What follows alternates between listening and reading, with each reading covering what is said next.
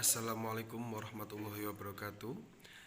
Kami dari kelompok 4 yang beranggotakan Mas Danang Sarif NPM 0010, saya sendiri Dani Ashari dengan NPM 0021, dan ada Mbak Ninda Arumsari dengan NPM 0064. Kami di sini akan membawakan materi tentang kasus Lee Kuan Yew.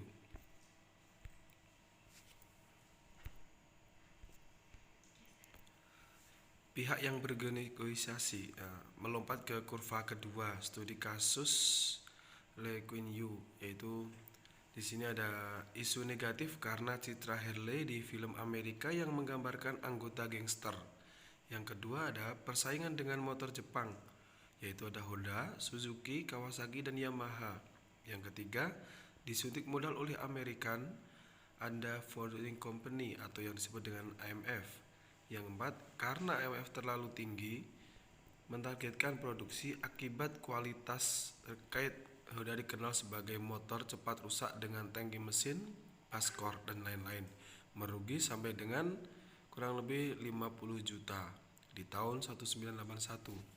Yang kelima, HD meminta perlindungan ke pemerintah untuk menghadapi serangan produk Jepang dan melakukan tur ke Jepang untuk melihat proses produksi.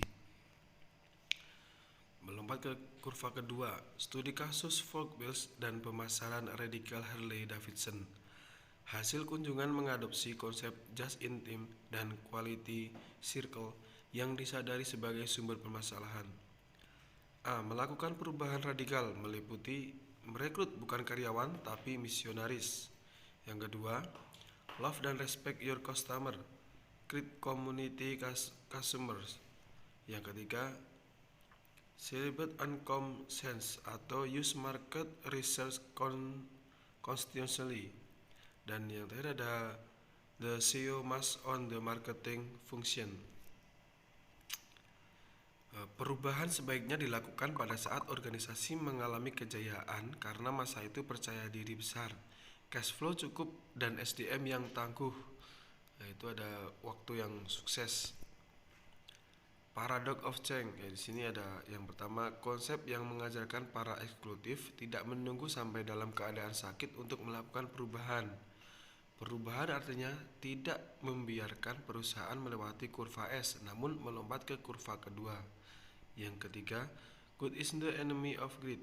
Jim Collins 2001. Berubah atau diubah, studi kasus Jose Maria Figueroa dan Costa Rica. Yang pertama dikenal sebagai pengekspor pisang. Yang kedua ada fokus ke IT dan turis. Yang ketiga, IT menggandeng Intel untuk membangun lokasi pabrik di Costa Rica. Dan yang keempat, CR menjadi ekspor alat kesehatan dan mikrofon.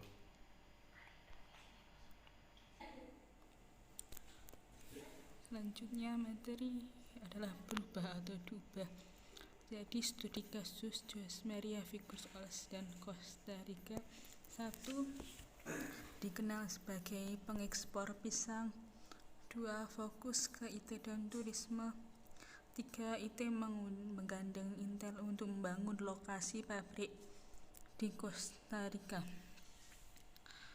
Kemudian GR menjadi eksportif alat kesehatan dan mikroprosesor. Mengapa perusahaan tidak memiliki struktur yang kuat? Alasannya karena salah angkat direksi dan komisaris. 2. Tidak boleh memberhentikan karyawan. 3. Hanya bekerja terlalu banyak kontrol. Dan yang terakhir, terlalu banyak perlindungan. Idealnya berubah sendiri. Idealnya perusahaan mampu berubah sendiri tanpa harus mengalami perubahan yang diintervensi dari luar. 2. Syarat untuk berubah sendiri adalah proses belajar, dan semua orang yang di perusahaan adalah manusia pembelajar. 3. Perusahaan pembelajar akan selalu beradaptasi dengan zaman. Studi kasus Jamu Sido muncul. Dan tahapan organisasi pembelajar. Jadi tahapan pembelajar ini ada sumber daya manusia diseleksi dengan ketat, Kedua, dipimpin oleh pimpinan entrepreneurial dekat dengan pasar, kompetitif, dan dinamis. Tiga, proses pembelajar yang terjadi di luar dan di dalam organisasi. Yang keempat, ada link gagas organisasi dengan lingkungan luar. Ada wadah untuk mengakumulasi dan menyebarkan informasi. Kemudian ada reward atas keberhasilan individu dan grup. Terakhir, tidak ada konflik pada setiap level, jadi ada kurut tempat bertanya, ada proses jelas yang memungkinkan bagi sumber daya manusia melakukan hal-hal yang sifatnya inovatif. Selanjutnya akan dibahas oleh Mas Danang, silahkan. Ya, terima kasih. Presentasi selanjutnya saya Danang Sarif.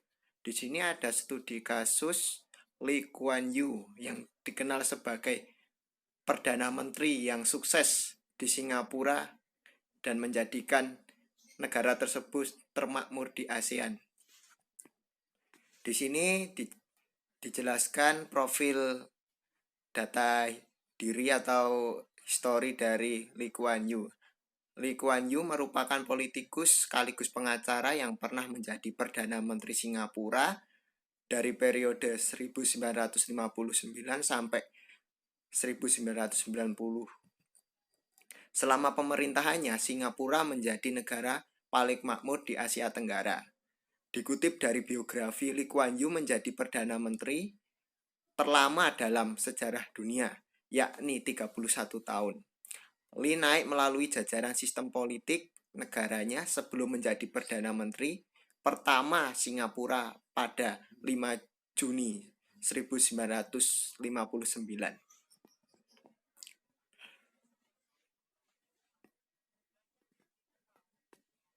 Di sini dijelaskan, di bawah kepemimpinannya, Singapura menjadi negara yang paling sejahtera, modern, efisien, dan bebas korupsi sehingga para investor asing silih berganti, berdatangan. Namun di balik keberhasilan ekonomi tersebut, banyak yang mengecam catatan hak asasi manusia di negara Singapura.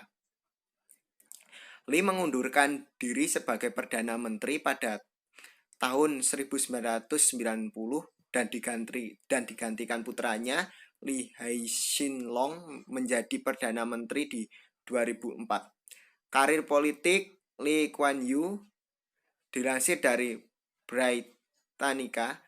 Lee lahir di keluarga Tionghoa kaya yang telah meninggal di Singapura sejak abad ke-19. Bahasa pertamanya adalah bahasa Inggris dan hanya setelah memasuki politik, dia menguasai bahasa Cina, Melayu, dan Tamil. Setelah Perang Dunia Kedua, Lee belajar hukum di Fitzwilliam College, Cambridge, Inggris. Pada saat itu, Singapura adalah koloni Inggris dan memegang pangkalan angkatan laut utama Inggris di timur jauh. Negara itu diperintah oleh gubernur dan dewan legislatif yang sebagian besar terdiri dari penguasa Cina yang kaya, yang diangkat daripada dipilih oleh rakyat. Pada awal 1950-an, Singapura ramai dan dengan pembicaraan tentang reformasi konstitusional dan kemerdekaan. Dan Lee bersatu dengan orang-orang yang berpikiran sama untuk menentang struktur pemerintahan negara. Dengan mengambil sikap yang lebih radikal pada